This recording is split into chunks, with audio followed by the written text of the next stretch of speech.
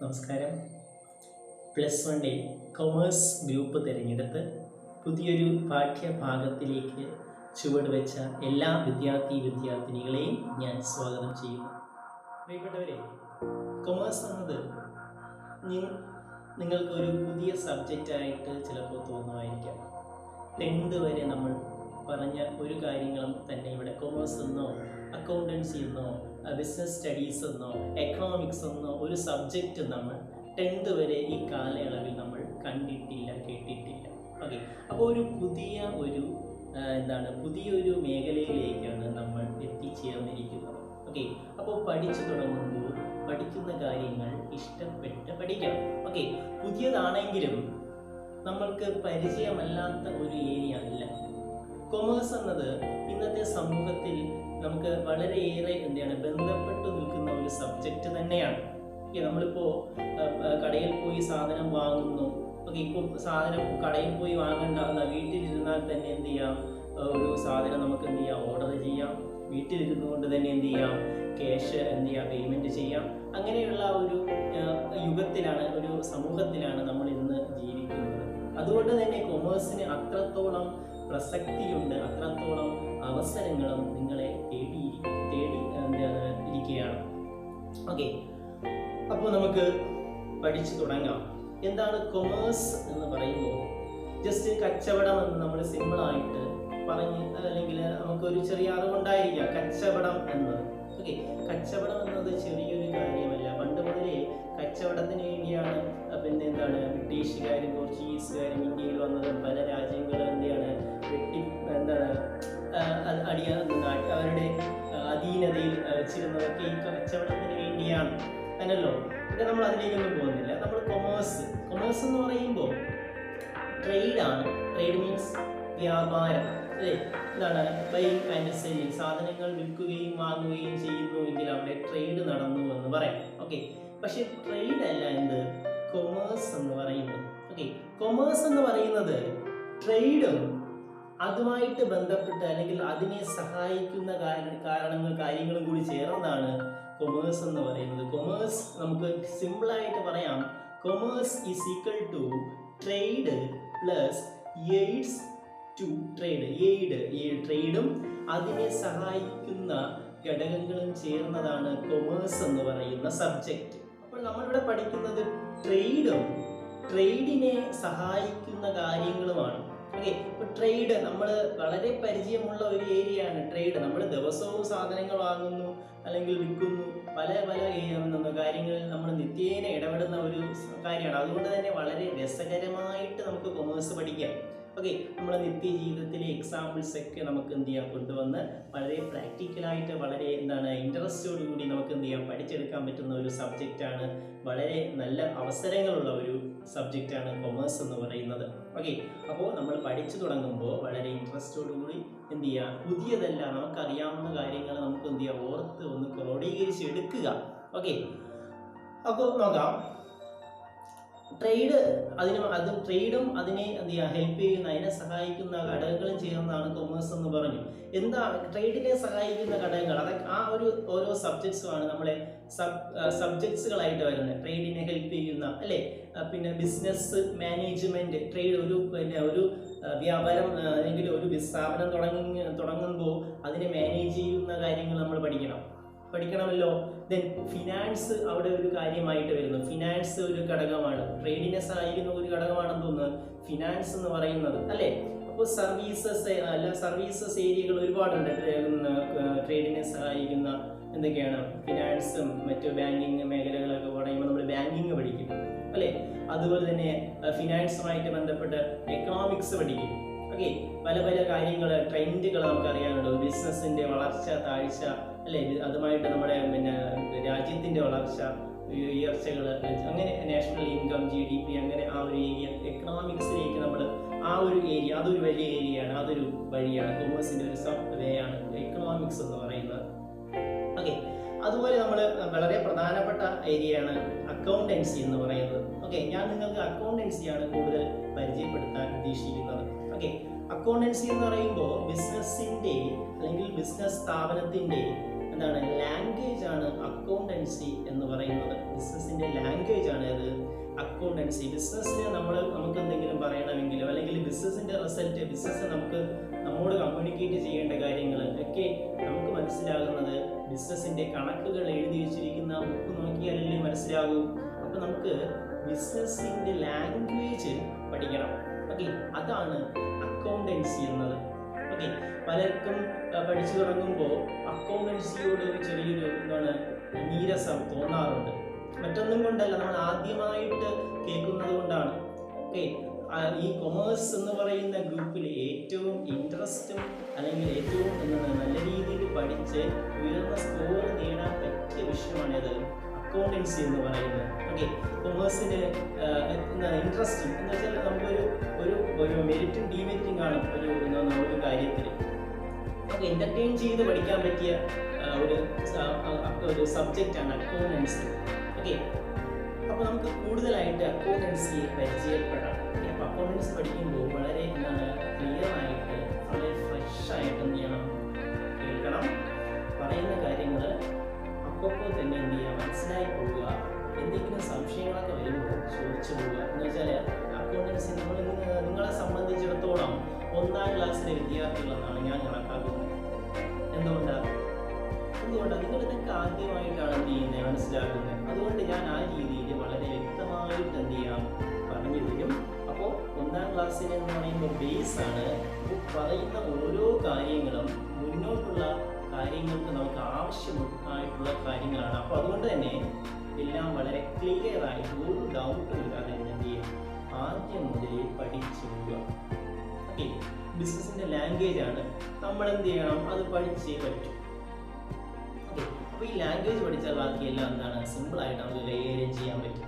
Okay, business സ്റ്റഡീസും theory പോർഷനാണ്, പഠിച്ചെടുക്കാൻ പറ്റും. ഓക്കെ, ഇത് പ്രോബ്ലം ആയതുകൊണ്ട് കുറച്ച് ഇൻട്രസ്റ്റിംഗ് ആണ്, ബോറിംഗ് ഇല്ല. പ്രോബ്ലം ചെയ്യുന്നു. ഓക്കെ, നമ്മൾ 10ലൊക്കെ പഠിച്ച വലിയ മാത്സ് ഒന്നും ഇവിടെ ഇല്ല.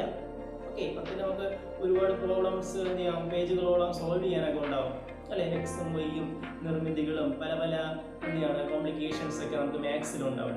ആ മാത്സ് ഒന്നും നമുക്കില്ല. നമുക്ക് എല്ലാവർക്കും ഒരു തെറ്റിദ്ധാരണയാണ്, കൊമേഴ്സ് എന്ന് പറഞ്ഞാൽ പക്ക മാത്സ് ആണ്. മാത്സ് തന്നെയാണ്, ആഡ് ചെയ്യുക, ലെസ് ചെയ്യുക, അങ്ങനെ സിമ്പിൾ ആയിട്ടുള്ള കാര്യങ്ങളാണ് കൊമേഴ്സിലുള്ളത്. ഓക്കെ, അതുകൊണ്ട് തന്നെ വളരെ ലളിതമായിട്ട് നമുക്ക് എന്ത് ചെയ്യാം, പഠിച്ചെടുക്കാൻ പറ്റും. ഓക്കെ, അപ്പോൾ ആ പറയുന്ന ടഫ് മാത്സ് ഒന്നും നമുക്കില്ല. സംഖ്യകൾ എന്ത് ചെയ്യുക, കൂട്ടാൻ അറിയണം, കുറയ്ക്കാൻ അറിയണം, അത്യാവശ്യം മൾട്ടിപ്ലിക്കേഷൻ. ഓക്കെ, അങ്ങനെ അത്യാവശ്യ കാര്യങ്ങൾ മാത്രം ഇതിലെന്ത് ചെയ്യാൻ മതി, അറിഞ്ഞാൽ മതി. വലിയ മാത്സ് ഒന്നും നമുക്കില്ല. ഓക്കെ, അപ്പോൾ പഠിച്ചു തുടങ്ങാം. അപ്പോൾ എല്ലാത്തിനും ഓരോ ഫാദേഴ്സ് നമ്മൾ പഠിച്ചിട്ടുണ്ടല്ലോ. Father of history, father of biology. Okay, നമ്മുടെ അക്കൗണ്ടൻസിക്കും ഒരു ഫാദർ ഉണ്ട്. നമുക്ക് അതിൽ നിന്ന് തന്നെ അങ്ങ് തുടങ്ങാം അല്ലേ. ഫാദർ ഓഫ് അക്കൗണ്ടൻസി നമ്മൾ അറിഞ്ഞിരിക്കണം. നമ്മുടെ ടെക്സ്റ്റ് ചിലപ്പോൾ ഉണ്ടായെന്ന് വരില്ല, എന്നാലും നമ്മൾ അറിയണമല്ലോ അക്കൗണ്ടൻസിയുടെ ഫാദർ ആരാണെന്ന് ചോദിച്ചാൽ നമ്മൾ പറയണം. ഓക്കെ, അപ്പോൾ ഫാദർ ഓഫ് അക്കൗണ്ടൻസി എന്ന് പറയുന്നത് ലൂക്ക പാസിയോളിയാണ്. ലൂക്ക പാസിയോളി 1447 ജനിച്ചു, 517 മരണപ്പെട്ട ലൂക്ക പാസിയോളി. ആ പേര് എന്നും ഓർമ്മിക്കുക, ഓർമ്മിച്ച് തന്നെ ഇരിക്കുക, മനസ്സിലുണ്ടാവണം. ഫാദർ ഓഫ് അക്കൗണ്ടൻസി എന്ന് പറയുന്നത് ലൂക്ക പാസിയോളി. ഓക്കെ, അദ്ദേഹം 1494 നമ്മുടെ അക്കൗണ്ടൻസിയെ, അക്കൗണ്ടിങ് രീതി അല്ലെങ്കിൽ ഒരു ബിസിനസ് സ്ഥാപനത്തിന് ലാഭനഷ്ടങ്ങൾ എങ്ങനെ അവതരിപ്പിക്കാം, ഒരു ബിസിനസ്സിലെ ഫിനാൻഷ്യൽ ട്രാൻസാക്ഷൻസ് അല്ലെങ്കിൽ പണപരമായിട്ടുള്ള കാര്യങ്ങൾ എങ്ങനെ റെക്കോർഡ് ചെയ്യാം, അതിൽ നിന്ന് എങ്ങനെ അതിൻ്റെ റിസൾട്ട് ലാഭം ഉണ്ടായോ നഷ്ടമുണ്ടായോ എന്നുള്ള കാര്യങ്ങൾ നമുക്ക് കണ്ടെത്താം. ഓക്കെ, എന്നൊക്കെ എന്ത് ചെയ്യാണ്, വിവരിക്കുന്ന ഒരു ബുക്ക് അദ്ദേഹം എഴുതിയിട്ടുണ്ട്. 1494 അദ്ദേഹം ഈ ബുക്ക് എഴുതുന്നത്, സുമ്മ ദി അരിത്തമെറ്റിക്ക എന്ന് പറയുന്ന ബുക്ക്. ഓക്കെ, ഇതിലാണ് എല്ലാവരും അക്സെപ്റ്റ് ചെയ്ത അല്ലെ വളരെ നല്ല ഒരു മെത്തേഡ് അദ്ദേഹം അവതരിപ്പിച്ചു. ഡബിൾ എൻട്രി സിസ്റ്റം എന്ന് അതിനെ വിളിക്കും. നമ്മൾ പഠിക്കും എന്താണ് ഡബിൾ എൻട്രി സിസ്റ്റം. ഓക്കെ, പലരും പല അല്ലെ ലൂക്ക പാസിയോളി മാത്രമല്ല, അന്ന് ഒരുപാട് പേര് എന്ത് ചെയ്തിട്ടുണ്ട്, അക്കൗണ്ടിങ് മെത്തേഡ്സിനെ കുറിച്ച് എന്ത് ചെയ്തിട്ടുണ്ട്, ഒരുപാട് രീതികളും അതൊക്കെ കൊണ്ടുവന്നിട്ടുണ്ട്. പക്ഷേ നമ്മുടെ ലൂക്ക പാസിയോളിയുടെ ഡബിൾ എൻട്രി സിസ്റ്റമാണ് ഏറ്റവും ഉചിതമായിരുന്നത്. അതുകൊണ്ടാണ് നമ്മൾ അദ്ദേഹത്തിന് ഫാദർ ഓഫ് അക്കൗണ്ടൻസി എന്ന് പറയുന്നത് ഇന്നും നമ്മൾ ഫോളോ ചെയ്യുന്നത് ഈ ഡബിൾ എൻട്രി സിസ്റ്റമാണ്. ഓക്കെ, നമ്മൾ മുന്നോട്ട് പോകുമ്പോൾ ഇത് തന്നെയാണ് നമ്മൾ പഠിക്കുന്നത്. അതുകൊണ്ട് തന്നെ നമുക്ക് ഈ പേര് മറക്കരുത്. ഫാദർ ഓഫ് അക്കൗണ്ടൻസി എന്ന് പറയുന്നത് ലൂക്ക പാസിയോ. ഓക്കെ, അടുത്ത ഡെഫിനിഷൻ ഓഫ് അക്കൗണ്ടിങ്. അക്കൗണ്ടിങ്ങിന് നമ്മൾ അറിഞ്ഞിരിക്കേണ്ട വളരെ പ്രധാനപ്പെട്ട ഒരു ഡെഫിനിഷനാണ്. ഓക്കെ, പ്രധാനപ്പെട്ടതെന്ന് പറയുന്നത് അത് ആരുടെ എന്ന് നോക്കിയിട്ടാണ്. ഓക്കെ, ഇത് ആരുടേതാണെന്ന് ചോദിച്ചാൽ ഒരു സ്ഥാപനം, അമേരിക്കയിലെ ഒരു സ്ഥാപനമാണ് American institute of certified public accountant. American institute of certified public accountant ACPA എന്ന് പറയുന്ന ഇൻസ്റ്റിറ്റ്യൂഷനാണ് ഇനി പറയാൻ പോകുന്ന ഡെഫിനിഷൻ. ഓക്കെ, നമ്മൾ അക്കൗണ്ടൻസി എന്ന് പറയുന്നത് വേൾഡ് വൈഡ് എല്ലാവരും അക്സെപ്റ്റ് ചെയ്തിട്ടുള്ളതാണ്. നമ്മൾ ഇവിടെ പഠിക്കുന്ന കാര്യങ്ങൾ നമ്മൾ ഇവിടെ പോയാലും ഇതുപോലെയൊക്കെ തന്നെയാണ്. ഓക്കെ, വലിയ മാറ്റങ്ങളൊന്നും ഇല്ല. ഓക്കെ, അതുകൊണ്ട് എല്ലാവരും അക്സെപ്റ്റ് ചെയ്ത ഒരു ഡെഫിനിഷൻ ആര് പറഞ്ഞു? ഈ പറയുന്ന സ്ഥാപനം പറഞ്ഞു. അത് നമ്മൾ പഠിക്കണം. ഞാൻ ക്ലാസ്സിൽ വളരെ പഠിപ്പിച്ചിട്ട് ഇറങ്ങുന്ന ഒരു കാര്യമാണ്. അപ്പോൾ ഈ അവസരത്തിൽ നിങ്ങളത് ആത്മാർത്ഥമായിട്ട് ഇപ്പോൾ തന്നെ പഠിക്കുക. ഇതാണ് ആ പറയുന്ന ഡെഫിനിഷൻ. ശ്രദ്ധിക്കുക. Accounting is an art of recording, classifying and summarizing in a significant manner and in terms of money, transactions and events which are in part at least of a financial character and interpreting the result thereof. Okay, നോക്കിക്കുക എന്താണ് ഡെഫിനിഷനിൽ പറയുന്നത്. Okay, accounting is an art of recording, classifying and summarising. Accounting എന്ന് പറഞ്ഞാൽ ഒരു ആർട്ടാണ്. Art means art, കലാലയം. അപ്പോൾ accounting is an art of എന്ന് വെച്ചാൽ നല്ല രീതിയിൽ നമ്മളിപ്പോൾ പ്രോബ്ലം ചെയ്യുമ്പോഴായാലും എന്ത് ചെയ്യുമ്പോഴായാലും ഒരു നീറ്റ്നെസ് വേണം. ഓക്കെ, കലാപരമായിട്ട് കാണുമ്പോൾ ഒരു നല്ലൊരു ഗുഡ് മൈൻഡ് തോന്നണം നോക്കുന്ന ഒരാൾക്ക്. ഓക്കെ, അപ്പോൾ accounting is an art of recording, classifying and summarising in a significant manner and in terms of money, transactions and events which are in part at least of financial character and interpreting the result thereof. Okay, record ചെയ്യുന്നു, classify ചെയ്യുന്നു, summarise ചെയ്യുന്നു. Okay, record ചെയ്യുന്നു, അതിനെ രേഖപ്പെടുത്തുന്നു, അതിനെ തരംതിരിക്കുന്നു, അതിനെന്ത് ചെയ്യുന്നു, ഒന്നുകൂടി കോഡ് ചെയ്യുന്നു. ഇൻ എ സിഗ്നിഫിക്കൻറ്റ് മാനർ, അതിനെന്ത് ചെയ്യുന്നു, എല്ലാവരും അക്സെപ്റ്റ് ചെയ്യുന്ന ഒരു മാനറിൽ. In terms of money, transactions and events. എങ്ങനെയുള്ള കാര്യങ്ങളാണ് ഇങ്ങനെ റെക്കോർഡ് ചെയ്യുന്നത്? ട്രാൻസാക്ഷൻസ് ആൻഡ് ഈവൻറ്റ്സ് പണത്തിന്റെ രൂപത്തിലോ അല്ലെങ്കിൽ which are in part at least of financial character, പണത്തിന്റെ എന്തെങ്കിലും ഒരു സ്വഭാവമുള്ളതോ ആയ കാര്യങ്ങൾ. പണത്തിൽ അക്കൗണ്ടൻസിയുടെ ഒരു പ്രധാനപ്പെട്ട ഒരു പ്രത്യേകതയാണ് ഒരു കാര്യം റെക്കോർഡ് ചെയ്യണമെങ്കിൽ അത് നമ്മുടെ പണത്തിൽ അളക്കാൻ പറ്റുന്ന ഒരു കാര്യമായിരിക്കണം. ഓക്കെ, അതാണ് പറയുന്നത് significant manner and in terms of money, transactions and events which are in part at least of a financial character. At least financial character എന്നുണ്ടായിരിക്കണം. ഓക്കെ, and interpreting the result thereof. Then അങ്ങനെയുള്ള transactions എഴുതി classify summarise ചെയ്ത് അതിൽ നിന്ന് അത് interpret ചെയ്ത് നമ്മൾ എന്ത് ചെയ്യുന്നു, റിസൾട്ട് എന്ത് ചെയ്യുന്നു, റിസൾട്ടിലേക്ക് വരുന്നു. ഓക്കെ, ഇതാണ് അക്കൗണ്ടൻസിയുടെ ഡെഫിനിഷൻ. വളരെ ക്ലിയർ ആയിട്ട് കാണാതെ തന്നെ കുക്കും പോയും ഒക്കെ അടക്കം ഈ ഡെഫിനിഷൻ എന്ത് ചെയ്യാം, ബൈഹാർട്ട് ചെയ്യാം. ഓക്കെ, അടുത്തത് നമുക്ക് ഈ ഡെഫിനിഷനിൽ നിന്ന് തന്നെ നമുക്ക് അക്കൗണ്ടൻസിയുടെ കുറച്ച് ഫീച്ചേഴ്സ് നോക്കിയാൽ നമുക്ക് മനസ്സിലാവും. ഓക്കെ, ഞാൻ പറയുമ്പോൾ നിങ്ങൾക്കത് ക്ലിയർ ആയി. അക്കൗണ്ടിങ്ങിൻ്റെ features, essential features of accountancy. Okay, നോക്കി. ഒന്നാമത്തത് recording of transactions and events. ഒന്നാമത്തെ ഫീച്ചറാണിത്. Recording transaction and events. എന്താണ് ട്രാൻസാക്ഷൻ, എന്താണ് ഈവൻറ്റ് എന്ന് നമ്മൾ അറിയണം. ഓക്കെ, ഈവൻറ്റ് എന്ന് പറഞ്ഞാൽ നമ്മൾ സാധാരണ പരിചയമായിട്ടുള്ളൊരു വാക്കല്ലേ ഈവൻറ്റ്. ഓക്കെ, പല പല ഈവൻറ്റുകളും ഉണ്ടാവും അല്ലേ. ഫോർ എക്സാമ്പിൾ എന്ത് ചെയ്യാണ്, ഇപ്പോൾ ക്ലാസ് എടുക്കുന്നു ഒരു ഈവൻ്റാണ്, ഭക്ഷണം കഴിക്കുന്നു ഒരു ഈവൻ്റാണ് അല്ലേ, യാത്ര ചെയ്യുന്നു ഒരു ഈവൻ്റാണ്, ഉറങ്ങുന്നു, ഒരു ഈവന്റ് ആണ്. ഇതൊക്കെ എന്താണ്? ഈവന്റ് ആണ്, ഒരു സംഭവമാണ്. ഓക്കെ, ഈവന്റ്, ഇതൊക്കെ നമ്മൾ ഈവന്റ്സുകൾ എന്ന് പറയാം. ഓക്കെ, ഈവന്റ്സിനെ നമുക്ക് രണ്ടായിട്ട് ക്ലാസിഫൈ ചെയ്യുന്നുണ്ട്. എക്കണോമിക് ഈവന്റ് എന്നും നോൺ എക്കണോമിക് ഈവന്റ് എന്നും. ഓക്കെ, അപ്പോൾ events are classified into economic event and non economic event. ആദ്യം നോൺ എക്കണോമിക് ഈവന്റ് എന്ന് പറയാം എന്താണെന്ന് നോക്കാം.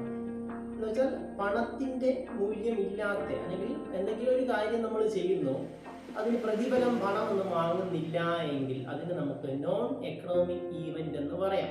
ഓക്കെ, നമ്മളിപ്പോ ഒരു ക്ഷേത്ര ദർശനം നടത്തുന്നു, എന്താണ് അതൊരു നോൺ എക്കണോമിക് ഈവന്റ് ആണ്, അല്ലെ? നമ്മുടെ അമ്മ അല്ലെങ്കിൽ നമ്മൾ വീട്ടിൽ അടുക്കളയിൽ ഭക്ഷണം പാകം ചെയ്യുന്നു, ആരെങ്കിലും ക്യാഷ് കൊടുക്കുന്നുണ്ടോ? അതിനു വേണ്ടിയാണോ അമ്മ വർക്ക് ചെയ്യുന്നത്? അപ്പൊ അതൊരു ഈവന്റ് ആണ്, അതൊരു നോൺ എക്കണോമിക് ഈവന്റ് ആണ്. ഓക്കെ, അപ്പൊ ഈവന്റ്സിനെ രണ്ടായിട്ട് ക്ലാസിഫൈ ചെയ്യുന്നു. അതിലൊന്നാണ് അത് നോൺ എക്കണോമിക് ഈവന്റ്. സർവ്വസാധാരണമായിട്ട്, അല്ലെങ്കിൽ പണത്തിന്റെ, അല്ലെങ്കിൽ ഒരു കാര്യം ചെയ്യുന്നു, റിട്ടേൺ ആയിട്ട് പണം വാങ്ങുന്നില്ല എങ്കിൽ, ഇപ്പൊ നമ്മൾ ക്ഷേത്രത്തിൽ പോകുന്നു, അവിടെ നിന്ന് ക്യാഷ് എല്ലാം തരുന്നു, അല്ലെങ്കിൽ അല്ലെങ്കിൽ അമ്മ വീട്ടില് പാചകം ചെയ്യുന്നു, അതിന് പ്രതിഫലം ഒന്നും കൊടുക്കുന്നില്ല, അതൊരു നോൺ എക്കണോമിക് ഈവന്റ് ആണ്. ഓക്കെ, എക്കണോമിക് ഈവന്റ് എന്ന് പറയുമ്പോൾ നമ്മൾ ഒരു കാര്യം ചെയ്യുന്നു, നമ്മൾ പ്രതിഫലം വാങ്ങുന്നുണ്ടെങ്കിൽ അത് എന്താണ്? എക്കണോമിക് ഈവന്റ് ആണ്. നമ്മളിപ്പോൾ ഒരു സാധനം വാങ്ങുന്നു, ക്യാഷ് കൊടുക്കുന്നു. ഓക്കെ, അവിടെ നടന്നത് എന്താണ്? ഒരു എക്കണോമിക് ഈവന്റ് ആണ്, അല്ലേ? അല്ലെങ്കിൽ ഒരു നമ്മുടെ അച്ഛൻ എന്ത് ചെയ്യാണ്? ഒരു ഓഫീസിൽ വർക്ക് ചെയ്യുകയാണ്. ഓക്കെ, സാലറിക്ക് വേണ്ടിയാണല്ലോ വർക്ക് ചെയ്യുന്നത്. അപ്പൊ അതെന്താണ്?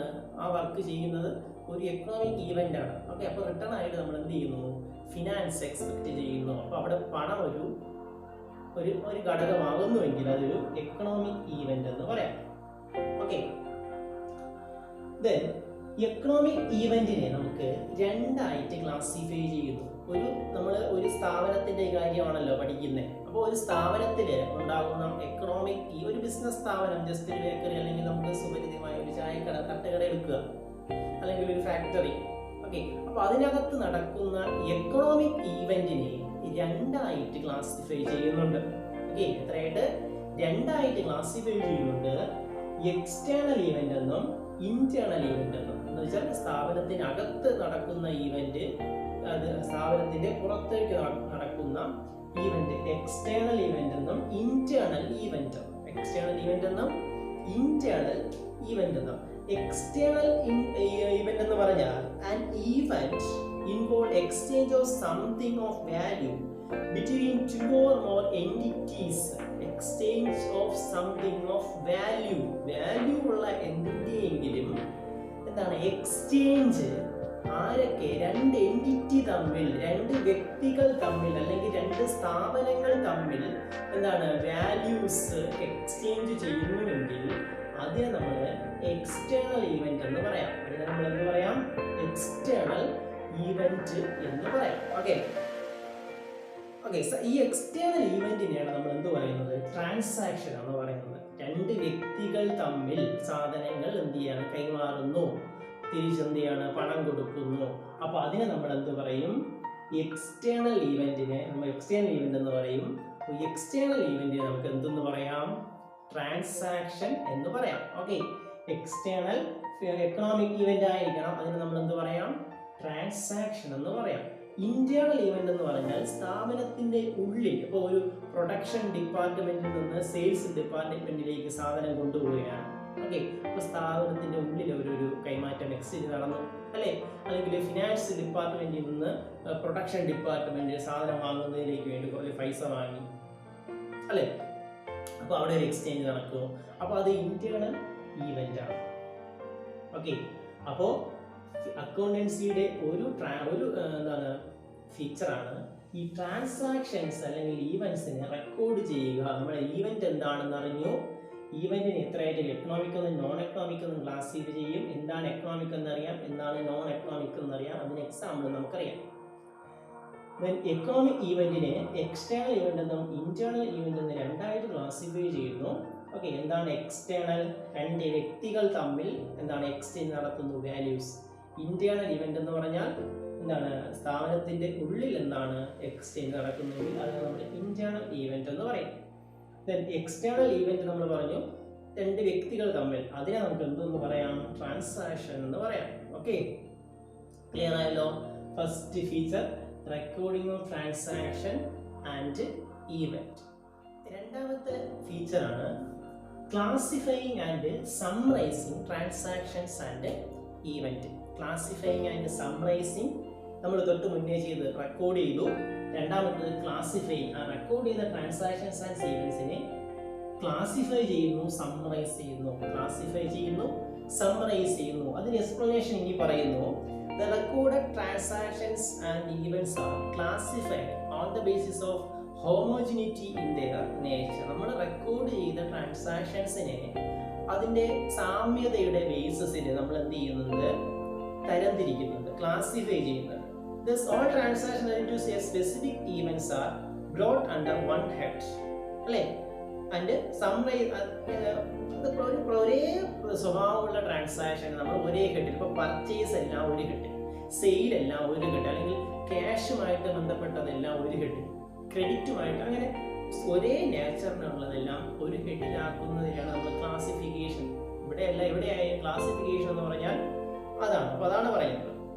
Thus all transactions relating to a specific events are brought under one head and summarized to determine the outcome of that event. അപ്പോൾ അങ്ങനെ ക്ലാസിഫൈ ചെയ്തിട്ട് അതിനെ നമ്മൾ എന്ത് ചെയ്യുന്നുണ്ട്? സമ്മറൈസ്. ഇപ്പോൾ വരവും ചെലവും എഴുതി, വരവ് സൈഡ് ചെലവ് ഒരു ഹെഡിൽ എഴുതി, അതിനെ നമ്മളൊന്ന് നോക്കിയാൽ മനസ്സിലാവില്ലേ? വരവാണോ കൂടുതൽ, ചിലവാണോ കൂടുതലെന്ന് മനസ്സിലാവും. അതിൽ നിന്ന് നമുക്ക് എന്ത് കിട്ടും? റിസൾട്ട് കിട്ടും. അപ്പോൾ അത് നമ്മുടെ അക്കൗണ്ടൻസിയുടെ ഒരു പ്രത്യേകതയാണ്, അല്ലേ? എന്താണ്? Classifying and summarising transaction and event. Then മൂന്നാമത്തെ ഫൈനൽ ഫീച്ചറാണിത്, interpreting and communicating the result. Interpreting and communicating the result. നമുക്ക് റിസൾട്ട് കിട്ടിയാൽ അതിന് എന്ത് ചെയ്യണം? ഇന്റർപ്രറ്റ് ചെയ്ത് കഴിഞ്ഞാൽ ഗ്രാഫിക്കലി അല്ലെങ്കിൽ മറ്റുള്ളവർക്ക് വ്യക്തമാക്കുന്ന രീതിയിൽ അതിനെ എന്ത് ചെയ്യണമെന്ന് എക്സ്പ്രസ് ചെയ്യണം. ഓക്കെ, എക്സ്പ്രസ് ചെയ്ത് അതിനെ കമ്മ്യൂണിക്കേറ്റ് ചെയ്യുക. അപ്പോൾ ബിസിനസ്സിൻ്റെ അക്കൗണ്ടിങ് റിസൾട്ട് ആർക്ക് കമ്മ്യൂണിക്കേറ്റ് ചെയ്യണം? ബിസിനസ്സിൻ്റെ ഓണേഴ്സിനെ അറിയിക്കണം. അത് ആർക്കാണോ? അല്ലെങ്കിൽ ഗവൺമെൻറ്റിന് അറിയിക്കേണ്ടതായിട്ട് വരും, അല്ലെങ്കിൽ സപ്ലൈസുകൾ, മറ്റ് പബ്ലിക്കിനൊക്കെ കമ്മ്യൂണിക്കേറ്റ് ചെയ്യണം. അപ്പോൾ അത് അക്കൗണ്ടൻസിയുടെ ഒരു പ്രധാനപ്പെട്ട ഒരു ഫീച്ചറാണ്. എന്നതാണ് interpreting and communicating the result. Okay, the result obtained must be meaningfully presented and made available to the users of such information. Okay, അപ്പോൾ നമ്മുടെ അക്കൗണ്ടിങ് ഇൻഫർമേഷൻ്റെ യൂസേഴ്സ് ഉണ്ട്. ഞാനിപ്പോൾ പറഞ്ഞ owners, outside supplies, customers, government. അപ്പോൾ ഈ യൂസേഴ്സിന് എന്താണ് വ്യക്തമാകുന്ന രീതിയിൽ മീനിങ് ഫുള്ളായിട്ട് പ്രസൻറ്റ് ചെയ്യാം. ആ രീതിയിൽ കമ്മ്യൂണിക്കേറ്റ് ചെയ്ത് എന്ത് ചെയ്യണം? കൊടുക്കണം. അത് അക്കൗണ്ടിങ്ങിൻ്റെ ഒരു പ്രധാനപ്പെട്ട ഫീച്ചർ. ഓക്കെ, അപ്പോൾ നിങ്ങളൊക്കെ ക്ലിയർ ആയി എന്ന് പ്രതീക്ഷിക്കുന്നു. ക്ലാസ്സിൻ്റെ ഈ ക്ലാസ്സിൻ്റെയും അവസാനം നിങ്ങൾ ചെയ്യേണ്ട കാര്യങ്ങളെക്കുറിച്ച് ഒരു നോട്ട് അല്ലെങ്കിൽ ഒരു ഡിസ്ക്രിപ്ഷൻ തന്നിരിക്കും. അതെന്താണോ പറയുന്നത് ആ കാര്യം ഇത് ചെയ്ത് കംപ്ലീറ്റ് ചെയ്ത്, അല്ലെങ്കിൽ ചെയ്യുമ്പോഴുള്ള ഡൗട്ട്സ് ഉണ്ടെങ്കിൽ അത് ചോദിക്കുക. കംപ്ലീറ്റ് ചെയ്ത് എന്ത് ചെയ്യുക? സബ്മിറ്റ് ചെയ്യുക. ഓക്കെ, അപ്പോൾ എല്ലാവർക്കും all the best. Thank you.